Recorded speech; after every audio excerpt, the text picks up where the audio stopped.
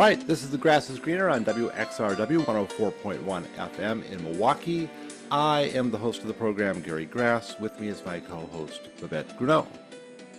Okay, it looks like the microphone doesn't pick up Betsy for some reason, so I guess I'm going to introduce our guest. It is Dan Kovalik, law professor emeritus, author of many books, world traveler, human rights lawyer, and an all-around great guy. My first question, so when were you last in Syria? About a month ago. And when was that in relation to the fall of the regime? Yeah, it was about a month after the regime fell, or the government fell. Okay. Yeah, I mean, we should be fair about that. You're still connected with all sorts of people there. So tell us the latest news, I guess. Well, it's quite terrible.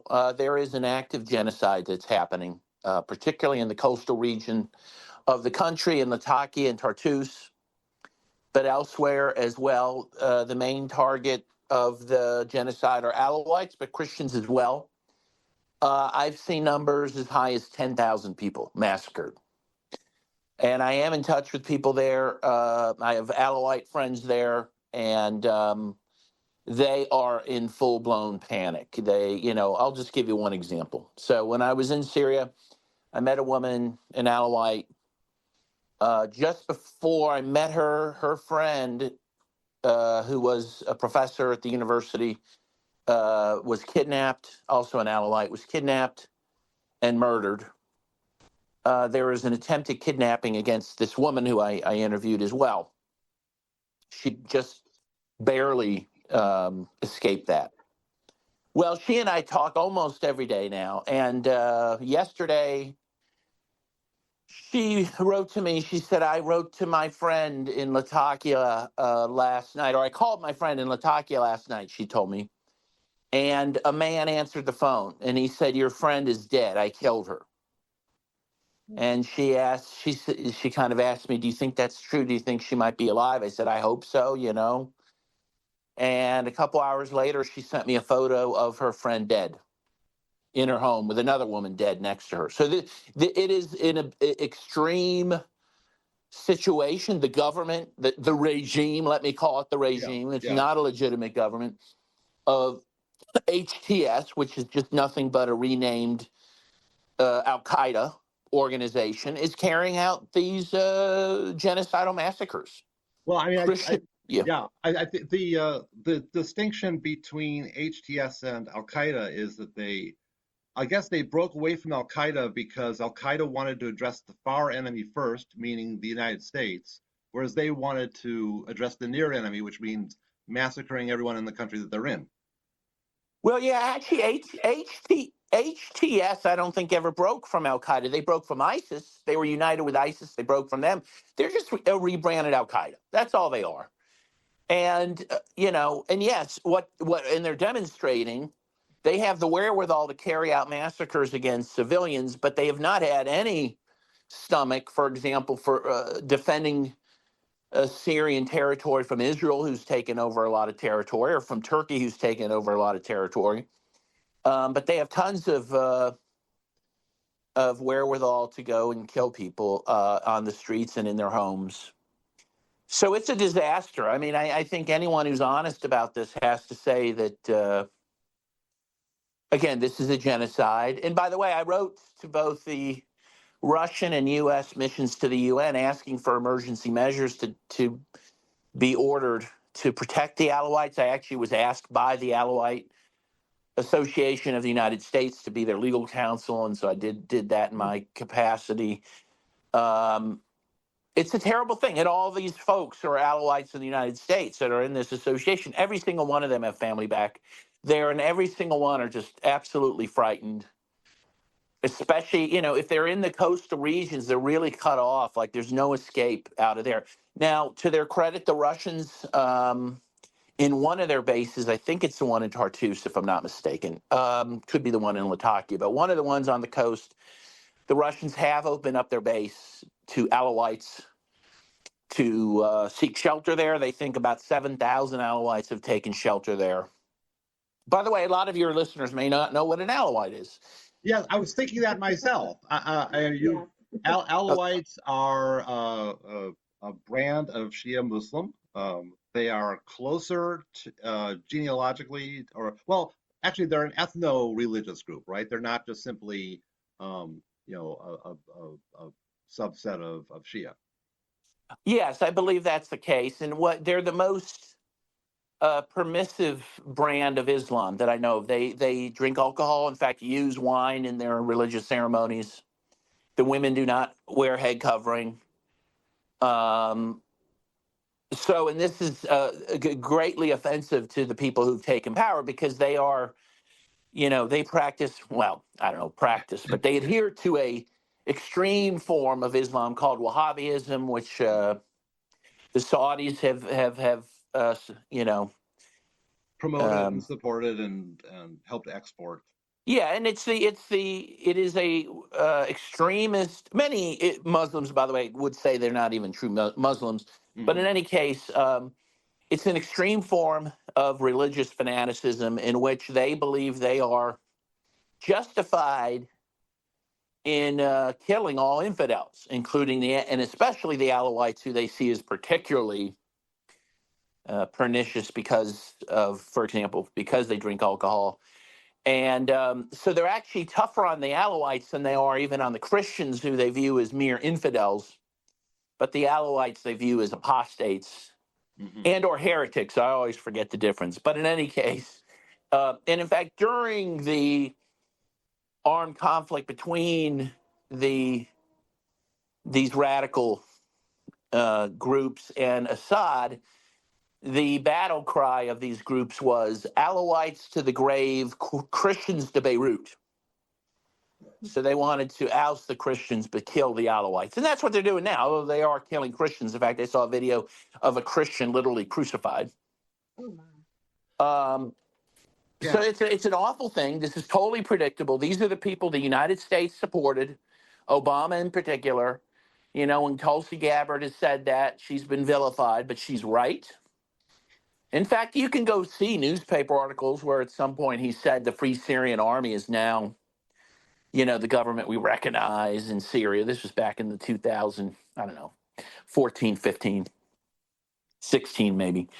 And the Free Syrian Army was nothing but a coalition of these extremist groups. Right. And this is what you get. Though I would not, I saw something by Aaron Mate. He put out an article saying this is blowback from supporting these groups. It's not blowback. Blowback would mean it would blow back on us as Americans. No, this is blow forward. This is the people who are being punished are the Alawites and Christians living in Syria.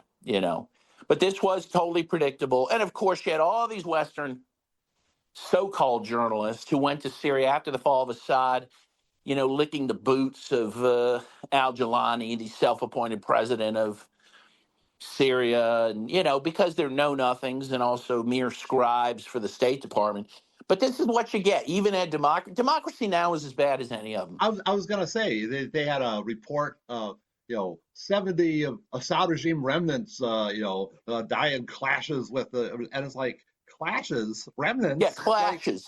Yeah. It's exactly, by the way, what Democracy Now! Would criticize Western press in the way they cover the Israeli-Palestine conflict, right? They call clashes when the IDF murders children, right? They're doing exactly the same thing they would accuse others of. Democracy Now! Though, is very important to look at their coverage because it's terrible, but it's important to examine it because they represent a very large segment of the American liberal and even so-called left, groupings who have supported these awful interventions in Libya, in Syria, um, yeah, I mean, and Democracy Now! Has been very critical in getting those groups on board with those interventions. And they've been terrible on Libya. They've been terrible on Syria. And yeah, they said something like, I think, how many did you, 72 people yeah, were killed. It's thousands. It's literally thousands. And there's mainstream sources, even the Associated Press said 1,000 like 2 days ago. So Democracy Now! Is even worse on this issue than many mainstream sources. I mean, they're just terrible. Yeah, I mean, I wanted to particularly mention them because I mean, this radio station airs democracy now. It's the one piece of programming that they put on that isn't made in house, and they since we started broadcasting, they've typically paired up our program with that. So we are usually on like right before them, or we sometimes I think we were scheduled for a while right after them. But it's that's a it is a kind of this iconic, journalistic outlet that people look to, and when it goes bad, it's like it's hard to refute because you have all these people that have like been so dedicated to it for so long. They can't believe that it would lead them astray, right? Yeah, And well, that's that's what makes it very pernicious, right? That's what makes it particularly, reprehensible because yes, they have what they're able to do is get buy-in again from people who would instinctively oppose these interventions and get them to support them. And again, they've been singing this tune on Syria for years. They've been singing that. They sang the tune on Libya during the NATO bombing. They cheerled that, spread the lies that were spread to justify that bombing. yeah, Um, yeah. yeah, I it's mean, quite despicable. I mean, it's quite despicable. if the person that the U.S. is opposing can be reasonably cast as a bad guy, then it's any sort of horrible crap that the U.S. wants to do suddenly becomes justified. It's Yeah, and I'll it's quote. Yeah, and I agree with you. That is, but the absurdity of that is, first of all, most leaders are bad guys, um, including our own. But we wouldn't say that other countries, therefore, could, have the right to support terrorists to overthrow that government, right? But I'll quote, if you allow me, I quote this a lot. There's a great show. One of my favorite shows ever is the first season of True Detective with Matthew McConaughey and Woody Harrelson, and they have a discussion at one point. And Woody Harrelson says, "Do you ever worry you're a bad man?" And Matthew McConaughey says, "No, I never worry about it." He says, "Because the world needs bad men to keep other bad men from the door." The point being, if you look at Gaddafi, if you look at Assad, even if you think they were bad men, which I don't agree with, but even if we assume they are, we now see what they they were were definitely protecting their. flawed. Yeah, but we see what bad men they were protecting their populations from. And, a lot of us knew that all along. We knew what the alternative was, for example, to Assad. We knew it was these religious fanatics. And not because they're homegrown, but because the West, it was a world war against Syria. And Yeah, that's what people have to realize. In fact, at one point, the Syrian ambassador to the UN said that they had passports amongst the anti Assad forces from 101 different nations. 101. There's only 190 some members of the United Nations. Over half of the world's nations had people fighting there on behalf of these jihadists. And even to this day, about a third of HTS, the government that's in charge, the de facto government, about a third of their armed forces are foreign fighters. And in fact, Jelani, I saw a chart, almost every single high-ranking official he has appointed since taking power is from Turkey. So this is not an indigenous revolution, again, as outlets like Democracy Now! Would have us believe. This was a world war against Syria, and the main, again, while you had small players in it, the big players were the United States, Israel, Turkey, Qatar, Saudi UAE. Arabia. Um, those are the big ones, but many of the United Kingdom, many others were involved. I mean, so they have brought these. Well, and I'll quote, and this is actually it's kind of a similar quote to the Matthew McConaughey quote, but as I met an archbishop of the Syriac Church in Damascus, and what he said is, he said, before we had a dictatorship, now we have something worse, a government by extremists. And the other thing he said was, he said, in my opinion, the United States brought these people here and they can take them, So he was quite aware of the dynamics of this situation.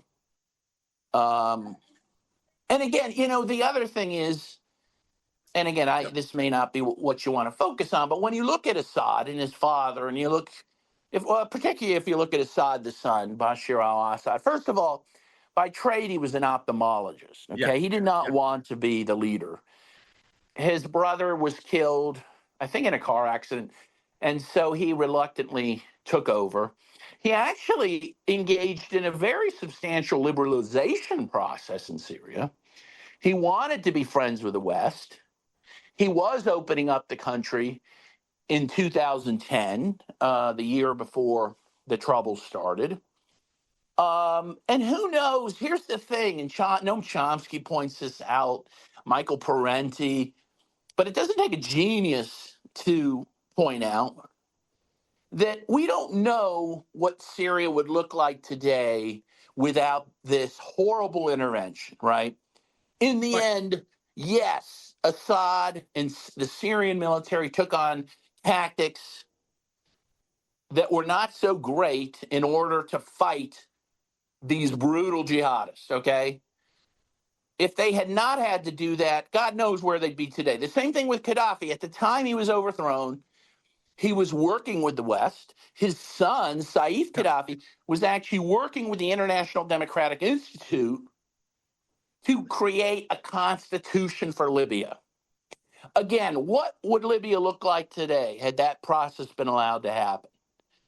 And I would tell people, if you went back to, you know, the early times of the United States when we had slavery, we were killing indigenous, if you had people saying, "Oh, we need to intervene to stop that," well, maybe that, uh, maybe there would have been justification for that. But in any case, most Americans would say, "Well, no, we needed to go through our own processes of development and reforms and all this."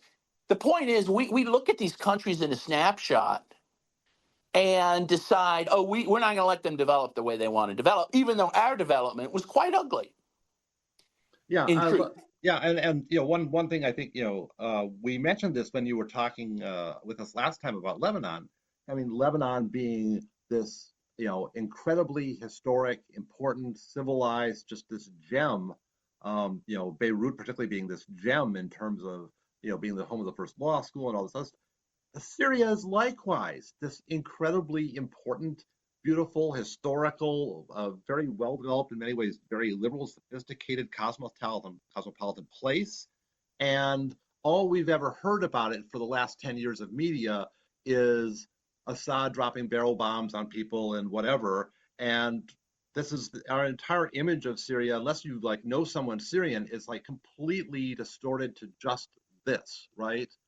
And so I think a lot of people don't even sort of realize what's being lost here.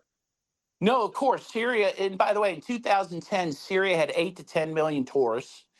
It was considered one of the best tourist spots in the world in terms of safety and, of course, the antiquities and historic sites, many of which, by the way, were destroyed by the jihadists that the West supported, right? But I always say this. I say, look, if democracy now was around during the Civil War and they covered it the way they cover Syria, they would say, oh, the dictator, Abraham Lincoln, has ordered General Sherman to burn down the South to attack the rebels, right? And then he's cut off all these food supplies from mostly women and children.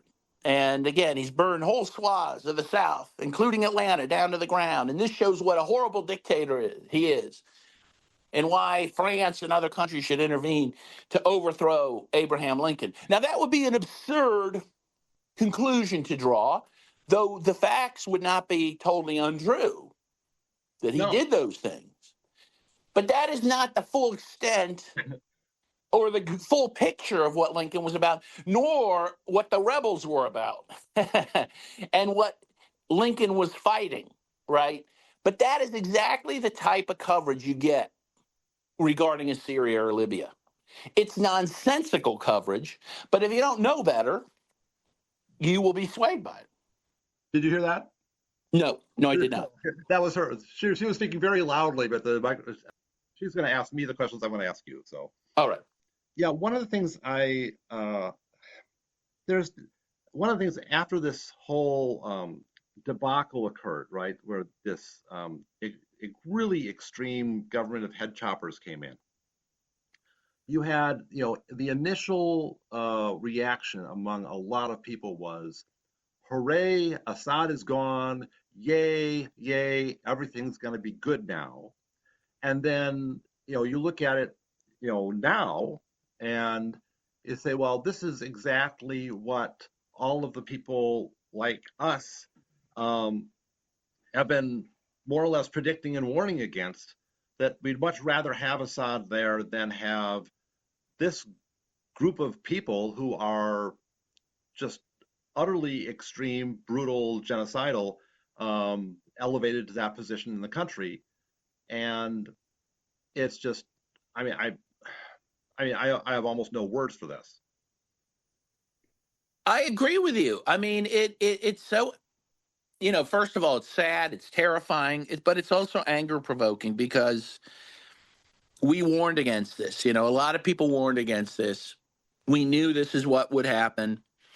It was quite predictable. And again, not only did, a few voices in the wilderness predict that this would happen, but if you look at various statements by U.S. officials over the years, they knew it too. People are pointing to some emails on WikiLeaks from Hillary Clinton, where she acknowledges, look, that this could be if these folks come to power, they're going to set up a caliphate. There was a declassified document from the U.S. Defense Intelligence Agency in 2012 saying that was what was going to happen, that our Western allies were supporting these, what they said was AQ, Al Qaeda, and that AQ wanted to set up a caliphate, a religious caliphate. And in fact, they were doing that at the time. I mean, when groups like Al Qaeda or ISIS took over a town or a city, which they did, they would set up a caliphate in that town. And what would that mean? I mean, they would capture people that they saw as infidels or apostates. They would kill some. They would rape some of the women. They would enslave some people. It was an ugly thing. And so, everyone knew if they got their way and they took over Damascus that this could be what they would do. And what happened in reality was when they first took over, they were smart enough to know that if they started doing this on a huge scale, that they would lose all backing from the world. So while they did start carrying out these sorts of crimes, particularly in the city of Homs against Alawites and Christians, it was on the level of hundreds of people being killed rather than thousands. But eventually, a lot of us, again, saw the writing on the wall that once the Western press didn't care anymore about Syria, once they got their photo op at the Sinai prison in Syria, um, They had, they that, had, they had like yeah, these little stage things where they bring someone into a jail and then show them getting released, right? So it's, oh right, yay, they would, show that people were being treated badly in a jail, which, by the way, I'm sorry, you could go to nearly any country in the world and show a jail like that, including the United States. And again, would this justify, backing terrorists to overthrow the government of that country? Of course not. I mean, it's silliness, but this is exactly, but yeah, so everyone went to the Sednaya jail and said, oh, it shows how evil Assad was and blah, blah, blah. But then all those people left town. They got their photo op and they left town. And that's when these guys decided, okay, guys, the gloves are off. Let's do what we need to do. And one of a guy I worked with in Syria when I was there, he said to me um, that he said there's some killings happening, sectarian killings, but he said it's not on the scale that everyone feared it would be, you know. And but with the other thing he said is the problem that HTS has is that HTS has 26 different factions, and there are factions within those factions. And he said the only thing that has united them is jihad. And he said if they don't get down to the business of jihad soon, this government in Damascus could have a problem because there's no other glue holding these people together. Well, so what happened is that guy was correct. And they did decide they couldn't hold everything together without engaging in in this sectarian violence because, yeah, as I said, a third of their fighters are foreign fighters. They didn't come to Syria for a Tea Party. They came for jihad. Right. And so at some point, this was inevitable that they would have to take the gloves off and let those guys loose. And that's exactly what's happened. And so when my friend said, well, we thought could have been a lot worse. Well, guess what? It is now worse. Now the worst has happened. I mean, And it makes perfect sense that, when you first come over there and you've got all this media attention, that is not the time to say we're going to do bad stuff now. That was the time where you pretend to be very like, here we are all Jeffersonian liberals here, and we believe in all the great Western things, and we're going to have peace and freedom and democracy now. Yeah. Yeah. Well, Jelani even said that. He said, look, in my 20s, like everyone in their 20s, we do crazy things. It wasn't it does, useful indiscretions. Yeah, you went and drank in your 57 Chevy. I cut people's heads off, tomato, Yeah. but I'm an adult now and I don't do that anymore. I'm now the leader. I have other people do it. Right. And now I wear a suit. It's a joke. I mean, it's a joke, but it's not a funny one. It's a dark one, and it's awful. And again, I don't know. I have no idea, to be honest. I don't know what the average person on the streets of the U.S. is seeing. I'm seeing this stuff because. Yeah, well, I'll tell you, that's something I wanted to talk about next because it's like it's not. I mean, I don't know. I mean, I follow you on Twitter. I follow a bunch of interesting people on Twitter. I get a lot different, feed in what I curate than I think the average person does. But I don't hear a lot of discussion about Syria, right? You look at like what's in the mainstream politics these days. Everyone in sort of the Democratic Party, liberal kind of sphere is like really, really upset that Trump insulted Zelensky. Right. And so, if 10,000 people are being murdered in Syria, well, how dare that Trump insult our like saint, Volodymyr? But my question to you is: do they know that 10,000 people have been killed in Syria? That's my question. Is there any evidence? No, I don't think they have. I don't think people. I mean, it's like Syria. What's Syria? Syria is done. Didn't we win that one already? I mean, I think Syria is just. It's totally out of the perspective, but it's like they've got all these other distractions there. And I think one of the reasons why you have this sort of free hand to accelerate the violence there is that there's no attention to it, and there's all these distractions, and it's very, very. I mean, I understand why the Democratic Party doesn't want to call attention to the fact that Syria represents a success story for the Biden administration, right? Because this is all made in the USA, and this is not something that they can just pin on Trump, right?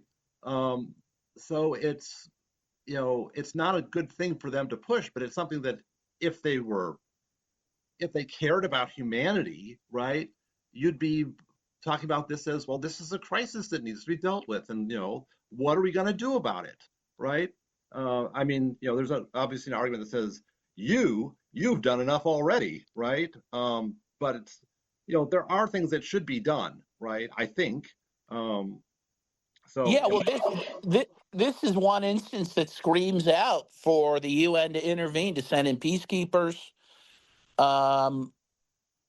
because this is this is a genocide in a classical sense. I mean, this looks exactly what you think a genocide looks like, and the international community needs to step in and stop it. Right. It's death squads going town to town and door to door and killing off all the people in the wrong group. Exactly. And something could be done. I mean, to stop it. I mean, that's the other thing is you would look to, well, could something actually reasonably be done to stop it? And I think the answer is yes. I do think UN peacekeepers could work. So it is something that people should be looking at and calling upon some action to stop. I mean, and the awful thing, what's happening now, it's so bad there that even the Alawites and others, they're now talking about maybe just creating their own state, like an Alawite state and a Christian state, like to, to Yeah. protect themselves. But this is a terrible thing. This is not something to be encouraged. We should want a multi-ethnic state. Right. A secular, pluriethnic community. That's what you had before. It's what you had before, and it's what you had for centuries. In fact, what people will tell you, even to this day, I was talking to a friend of mine in Syria. She's an Alawite. By the way, I only guessed that she was an Alawite, but she never told me she was an Alawite. When I mentioned even yesterday about the Alawites, she goes, "Well, I don't like to consider myself an Alawite. I consider myself Syrian." Yep. She and others would tell me, well, in the day, you wouldn't tell anyone what your religion was, and you wouldn't ask anyone what their religion was. It was none of your Right. business, and no one cared. Just like Right. in this country, right? Yeah. But Yeah. Yeah. yeah, Yeah. I mean, you don't know what my religious background is. Yeah. This idea that Syria may now be balkanized or broken apart. Tell us about that. Are there plans now to? I mean, is it just these groups that want to partition Syria, or are there other forces now that are talking about that? there's a number of forces, and again, there are even groups, Alawite groups themselves, that are saying, "Look, we may need to partition off and have our own country within a country," which is just so terrible that it's come to that. Well, I mean, Um, it sounds like you're going to have, one part of Syria is going to be Israel, and one part of Syria is going to be Turkey, and you're going to have a Kurdish section and an Alawite section, and you're just going to have a chunk of little microstates there. and the Christians will leave, yeah, and the Shia will leave, and many of them have already left. So it's the loss. First of all, it's the loss of a nation, and it's the loss of a multicultural state that I thought the United States would naturally support. But bizarrely, the U.S. has supported the most retrograde medieval forces, particularly in the Middle East. And by the way, the guy who was the worst at this was Obama. I mean, if you look, I mean, again, if anyone was honest about our leaders, you would look at Obama and say, geez, what did he do? He destroyed Libya, he destroyed Syria, he destroyed Yemen, he destroyed Somalia. This guy was a one-man wrecking machine, and no one cared about it. And no one to this day cares about it. When he dies, he will be lauded and lionized, and they will build a giant statue to him.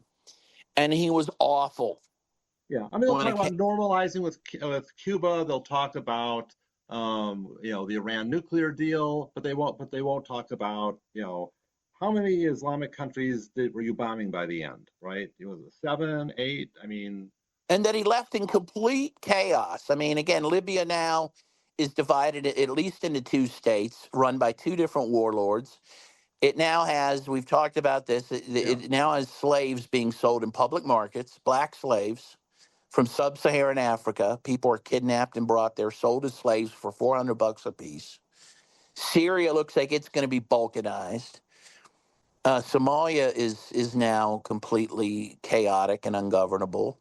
And again, and Yemen survived the genocide that Obama and Saudi Arabia brought upon it. But, at the loss of, we don't even know how many people, but at one time it was predicted that literally millions could die from the famine that was brought yeah, upon yeah, them by the war. So I don't know how many people ended up dying. But the point is, these are horrible crimes. And yet, he goes to sleep every night happy in Martha's Vineyard or wherever the hell he's at these days. It's enough to drive one mad, to be honest. I mean, I'm so, I don't know, beside myself at times when I look at how not just thick the propaganda is, but frankly, how people who I think should know better are totally bamboozled by this. yeah. I mean, you went through and you listed a whole series of countries that are.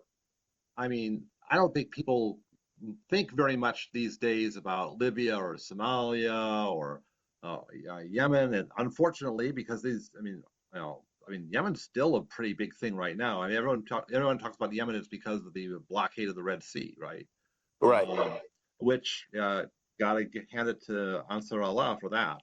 Um, they're standing up for something, and I appreciate that. And they're another example of a group that was basically um, formed in reaction to the Saudi export of Wahhabism into their area, right? Because they were setting up these madrasas for Al Qaeda people, and who were like preaching that the local Yazidi people should be exterminated. And so Ansar Allah formed a in response to that, right? And in response to some other things, but that was a main factor.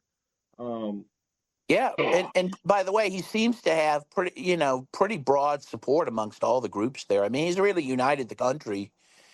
Um, he did not turn to go after the people who were um, going after his people, right? I mean, he didn't engage in retaliation. What he's done is united the country, and yeah, I mean, he's now united them around supporting Gaza, which is completely laudable. I mean, in a world that was fair and honest, I mean, a guy like that would win the Nobel Peace Prize for what he's doing you're for talking Gaza. about Mr. Houthi. Yes, Yeah. I am. But the I world thought won't. we hadn't actually mentioned his name because I didn't even say the Houthis. I said Ansar Allah. So, Yeah, yeah. uh, but I mean, that's what we're talking about. yeah. I mean, the world is totally upside down. I mean, and can almost predict now people who get the Nobel Prize are the least deserving. I mean, I really like. I don't know. I'm sorry. I'm. It's Netanyahu's nominated. Oh yeah, is he? Oh, that's incredible. Of course, again, Obama got one. I think within 9 months of being president.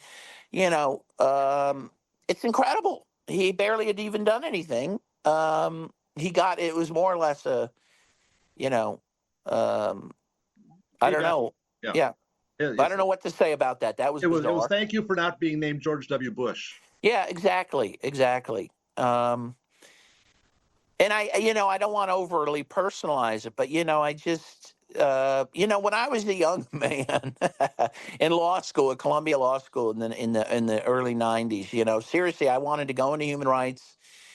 My big dream would have been, to win the Nobel Peace Prize or something like that. Now it's like I wouldn't even want it. I mean, it's just a lot of what I've believed in and who I thought were the good guys, I don't think are good anymore. I worked very hard on Obama's campaign in 2008, for example, and um, Yeah, it's just the well, lies we've been told have been incredible. And again, Syria represents probably the greatest propaganda success ever. And again, and it came at a huge cost. We know, for example, that the CIA admittedly spent $1 billion a year trying to overthrow Assad, and a big chunk of that money was for propaganda. And by the way, it wasn't just the CIA; they spent $1 billion, but then the USAID spent a bunch as well. The NED.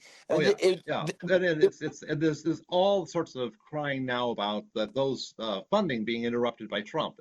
It's like I understand that it's being interrupted in a completely unconstitutional manner, but of all the things to cry for losing, right? So much of that money is used for such nefarious things, including propagandizing people back in the United States, right? Which a lot of this yeah. comes back here.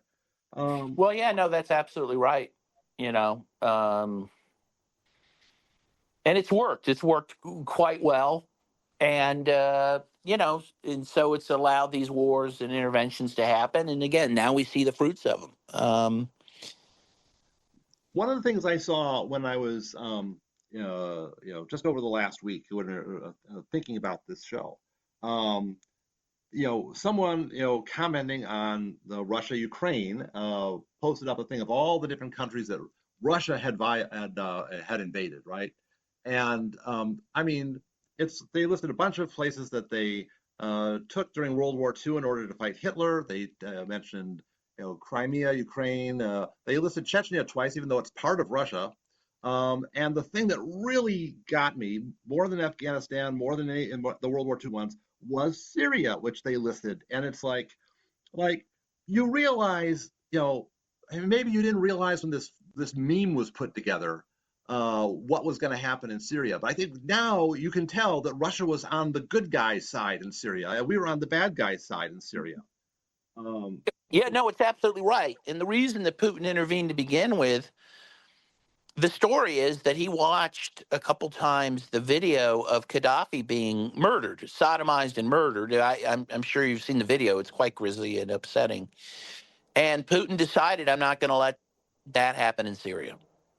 And in fact, of course, what you saw is even when, Assad was overthrown, he made sure Assad and his family were taken to safety. He was not going to let something that horrible happen again, And again, I give him credit for that. I really do, And when you look at Russia, they only have, I think, those two bases in Syria, if I'm not mistaken, are their only two military bases outside the former Soviet Union.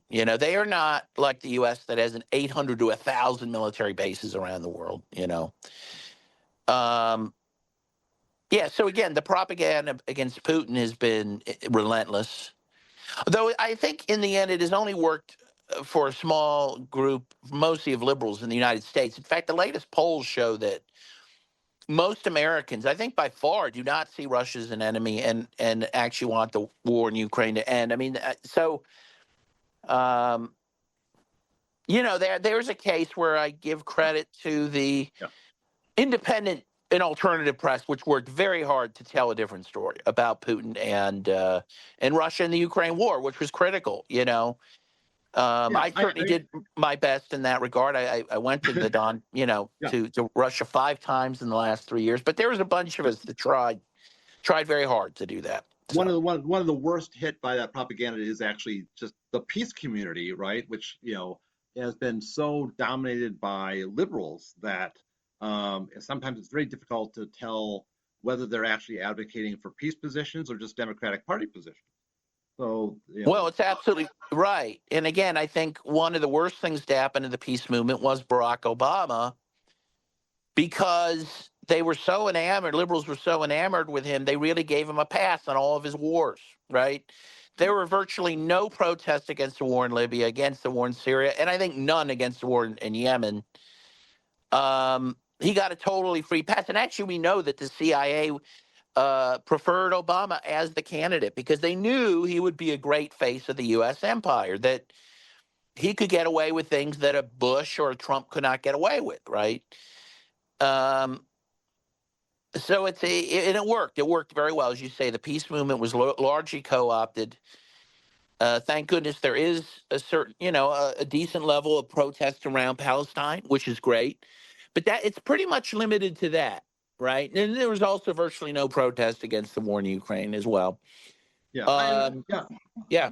Locally, we have a weekly stand for peace, and you've got people with Ukraine flags on one corner and people that are against funding the war on the other corner. It's from the same group, right? Which cannot come up with a coherent position on that conflict.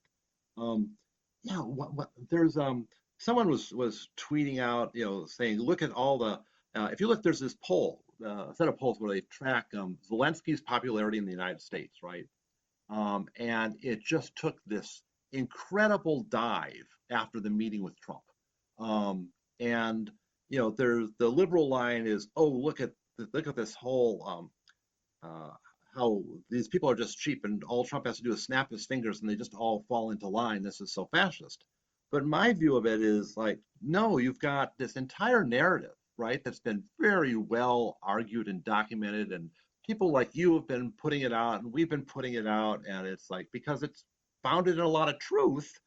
And all it took was for someone of Trump's celebrity to make reference to it, and it's like everything we've been saying for years has suddenly gone viral because of Trump. Yeah, well, it's true. And again, people, if you really care about peace, you shouldn't care about who the messenger is. The truth is Trump at times will say things that are significant and actually reveal incredible truths regarding war and peace that are worth saying. And he also has talked about, for example, Obama supporting ISIS in Syria, which was true. And again, it is. I repeat this adage all the time: a broken clock is right twice a day. How did someone ever come up with that expression prior to Marjorie Taylor Greene? I don't know. I love the expression though. And it's so true, and again, the sad thing is if those liberals who've been in the peace movement were willing, they could find many people in the MAGA community who would join them supporting peace, right? I think, interestingly, the Trump base is more interested in peace now than liberals are, as far as I can tell. And that's the thing. Look, I mean, it's sad in terms of the liberals not supporting peace, but it should be welcomed that conservatives, there's a huge pro-peace, sentiment amongst the conservative base now, and that's good. Yeah. Instead, because they happen to be conservative and pro-Trump, people are they just say, "Well, I mean, I guess we need to be pro-war now." It's bizarre. It's bizarre to me. No, it's true. There's this automatic reaction to be against whatever the other side is for, and you've seen that over and over and over again. The Republican Party will flip flop, so immediately all the Democrats leap to the other side, and you've restored order because now you have half the country on one side, half the country on the other side. You almost risk having them all on one side after something, but the liberals quick jump to the other side so not to be on the same side as the Republicans. It's just No. infuriating, right? Because it seems like no one's like paying attention to like, well, what's true? What is your principles? Right? What's true? Yeah, and what do you have? believe in?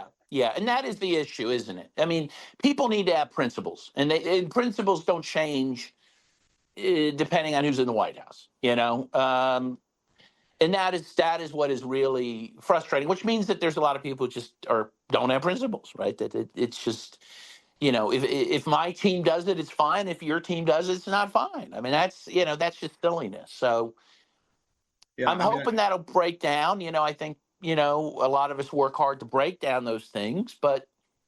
Well, I one of the things I've seen lately too, just because the Democrats have been doing a poor job of responding to some of the Trump stuff lately.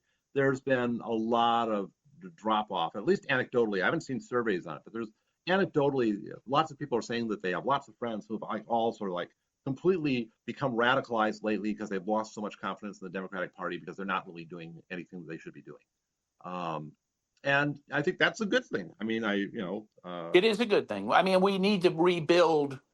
I mean, I don't really want to rebuild the Democratic Party, but we need to build an alternative party that supports workers, that supports peace.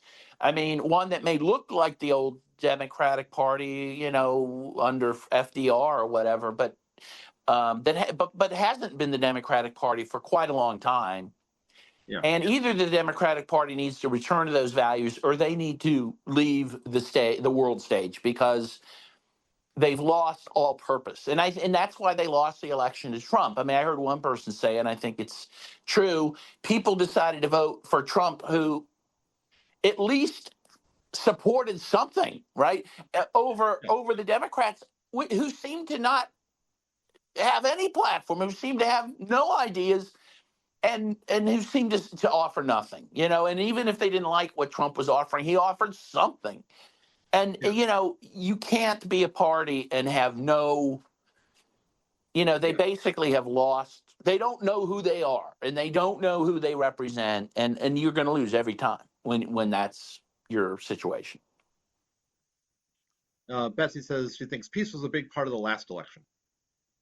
Well, it seems to be. There was this poll that showed, I forget what the percentage was, but the number one issue that people registered as Democrats said led them not to vote for Kamala, either to vote for Trump or a third party or to stay at home, was Gaza. Yeah, I think it was a little over a quarter, like 27%, something like that. Yeah, I want to say 29% is what. Okay. And then you had the MAGA base, who I do think supported Trump because he was promising at least peace in Ukraine. So there's no question peace was a huge issue. And again, Trump was smart enough to embrace that in his campaign. The Democrats totally eschewed it, right? They ran from that. They would not, they were willing to lose the election as long as they were able to keep supporting the genocide in Gaza, right? I mean, that was more important to them than winning the election. They knew that this was the third rail for them. Now, that's a New York City term. That's the electric one, the one who electrocute you. They knew it. They knew they were going to lose Dearborn, Michigan over this, and therefore possibly all Michigan, right? They knew that they were going to lose young people over this, and they did. Yeah. But they were, more interested in murdering children in Gaza than winning the election. And that's just a fact. Yeah, I think they knew they were going to lose the election. They were maybe a little bit concerned about the down ballot races, but they figured, this will help keep our establishment support until next time. The next time it won't be as big an issue, and then we can run like we used to run. I think that was their thinking underneath it all. Well, it could be. I mean, yeah, they still got their APAC funding, and so Yeah. individuals in Congress could still win. I mean, yeah, Kamala would lose, but honestly, no one Yeah. cared whether she lost or not. I mean, that she was a Yeah. bit of a sacrificial lamb, I would Yeah, say. yeah. The internal stuff said that she was never going to win anyway. I mean, she was, they were banking on Biden, who was already kind of a weak candidate, and then they had to make this last minute substitution. And it left a foul taste in everyone's mouth. And, she started out incredibly unpopular, and they had to try to build her up into something even that looked like it was running, right? So I don't know, it was all a very, very sad, sorry display. Um, No, it absolutely yeah, was. I think a ham sandwich could have beat Donald Trump, but they couldn't find even a ham sandwich to do that. yeah. And yet they want to just blame everyone else but themselves, and that's I you hear know, ham sandwiches are very easily indicted by a grand jury. So. Uh, yes, indeed. one of the things I saw on another one of these things was Aliyah Bunama had a piece saying, look, we all predicted this, but you couldn't say that this was going to happen because some anthro grad student somewhere was going to tell you that you were denying the agency of the Syrian people by suggesting that this was that the CIA was running this, that this was, not an organic movement of the people, and it's like those comments. I mean, I've heard those with regard to Ukraine too, right? I mean, it's you cannot like try to impose any sort of objective geopolitical analysis without someone telling you that you're denying somebody's agency now. That's sort of a thing. Yeah, well, either they do have agency or they don't. And as a factual matter, they don't because of what happened. Because there was a massive intervention where the CIA spent $1 billion a year to take away their agency. And we have to just call the truth the truth. I mean, it either is true or it's not. And the problem with the postmodernist left is that truth and facts don't matter anymore. It's all, it's what they think should be, not what is. And if you don't look at reality for what it is, you can't change it. So the fact that what reality is in Syria doesn't comport with their, again, postmodernist nonsense doesn't make it untrue. And again, I can't even be polite about saying that because it's ridiculous. And of course, guess who supported postmodernist thought? The CIA, because they knew it would work in this way, and it's worked like a charm. Betsy has another question in terms of immigration and emigration. It seemed like when Assad left, you had people that were eager to go back to Syria, and now you have people that would be fleeing the country. But we don't have any sort of estimates or No, we have numbers. We have numbers. I mean, well, you do have numbers. Speaking for me personally, Betsy and I do not have numbers. yeah, no, we have numbers. So before the genocide really ramped up over this weekend, it was a bit of a wash as to people leaving and people coming. The last figure I saw before that genocide was something like 150,000 people had left, mostly Shia, into Lebanon, some to Iran, some to Iraq, and maybe 250,000 people had returned to Syria. So there was not a mass exodus, but nor was there a mass inflow of people. And I can guarantee you, though now, that anyone who's an Alawite or a Christian or a Shia will leave Syria if they can. I have friends, again, many friends that are desperate to leave. The problem is a lot are trapped where they're at. If they go out of their house, they'll be killed. I literally know people who do not go to work, do not go to school, do not go shopping. They do not leave their homes. But if they could, they would go to Lebanon right now. You would see a mass exodus because of this genocide. But again, even before it really ramped up, because as I said, hundreds were killed even before this weekend. But before it became thousands over a weekend, you had basically, as I said, more or less a wash of people coming in and coming out. And it's a very small number compared to, I believe, the 7 million that left during the conflict. So, I mean, most of those 7 million stayed where they were, is the truth of it. Is that a role for peacekeepers to help people get out? I mean, here's the answer. Yes, possibly. But the problem you have is the same problem you have with Gaza. You know, if you know people in Gaza, which I do, you would have to encourage them to leave to save themselves. But of course, if everyone followed that advice, you would be aiding and abetting ethnic cleansing, right? That's why Egypt, they've taken in about 100,000 Palestinians from Gaza. Well, and of course, they've charged them ridiculous amounts of money to come into the country. That's another issue. But Yeah. they've taken in 100,000, but they're not going to take in 2 million because that would be basically aiding and abetting the ethnic cleansing. I would say the same thing for Syria. Like, yeah, I want my friends to leave who are allies, who are Christians if they want to leave. But, you know, if all of them leave, what has been accomplished? You know, what has been done? You've done the work for the crazies yourself, you know, and but I understand it's a dilemma. It is a dilemma. What you want to happen is to be safe for people to stay.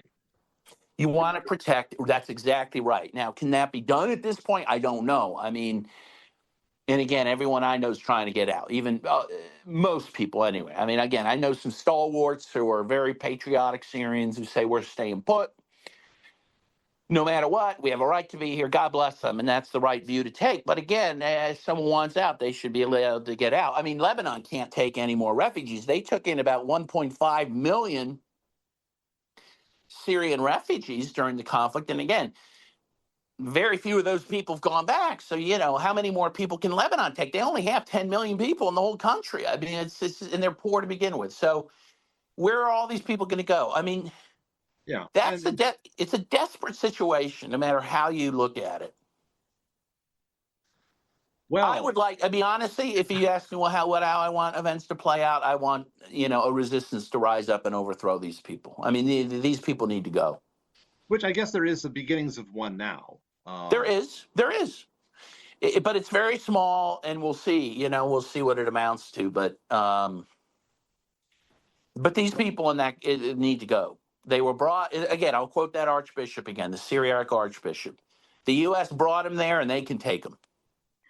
And I think that's the view. They need to go. And again, a third of them are from other countries anyway. They can go back to their home countries. They have no business running around with guns in someone else's country. You know. Yeah. But I don't know. We'll see what happens. Yep. Okay. On that cheery note. I'm sorry I am, as usual, the bearer of bad news. But well, we had you on to talk about a genocide, so it wasn't going to be super happy. Yeah. But we thank you for being here and chatting with us and sharing your insights, and look forward to having you back. Well, it's always my pleasure. I love the people of Milwaukee, and you know, I'm always happy to be on your show. So be well. You too, Dan. All righty. Take care.